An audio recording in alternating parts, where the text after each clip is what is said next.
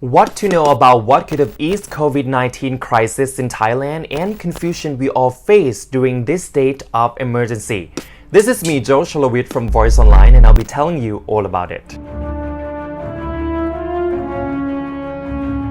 On Monday, the 6th of March, Thais were confused by a rumor or speculation about whether the current tough measures and curfew being imposed nationwide in Thailand under the emergency decree would be extended to a 24-hour curfew or not.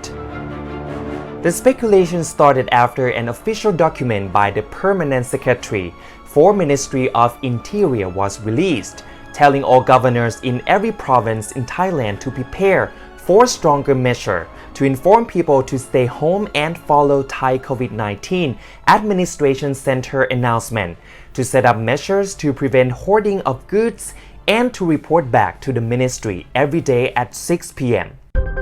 However, the spokesperson of COVID-19 Administration Center responded to this speculation, saying that social media and some news outlet misinterpreted the orders announced in the Interior's document.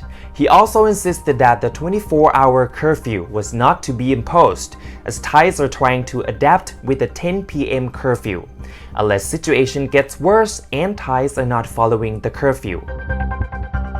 Meanwhile, government spokespersons also quoted the Prime Minister, saying that there would be no change to the current measure, and that what people heard about was only fake news. However, the government needed to prepare further steps in order to fight against COVID-19. Surprisingly, the 24-hour curfew speculation came when the situation seemed to ease as the number of new COVID-19 cases dropped to less than 100 cases earlier this week. New cases reported on Monday was 51 and was down to 38 cases on Tuesday. Question is, how many testing has Thai government conducted? As for the count on March 6th, Thailand's testing for COVID-19 reported by Department of Disease Control stands at 25,857. That means out of a million people in Thailand, only about 374.5 people were tested for the virus. When in South Korea, more than 461,000 people have been tested, according to the number from worldometers.info. That means almost 9,000 out of a million people in South Korea have been tested.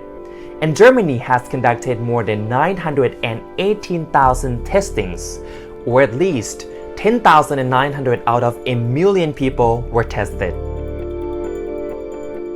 To break this down for you, Thailand has done less testing than South Korea and Germany, approximately 25 and 30.5 times.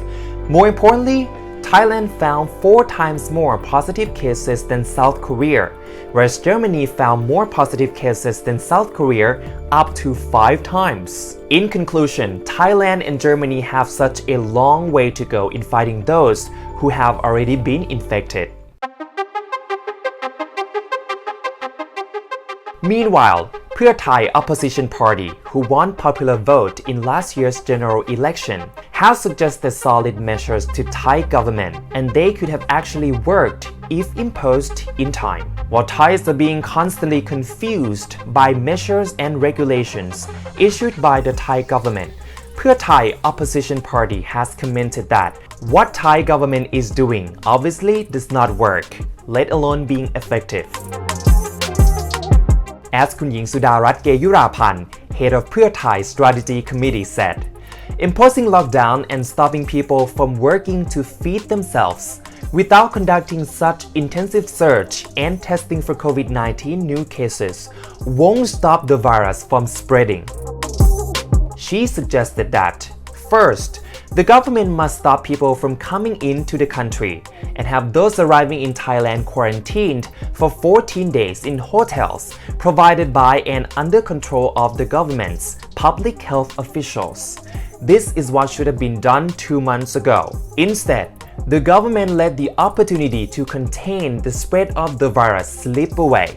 Second, Ministry of Interior and Public Health must cooperate to search the country thoroughly and to have as many people tested as possible, free of charge of course. The infected ones will receive proper treatment in hospitals or to be quarantined if considered not necessarily.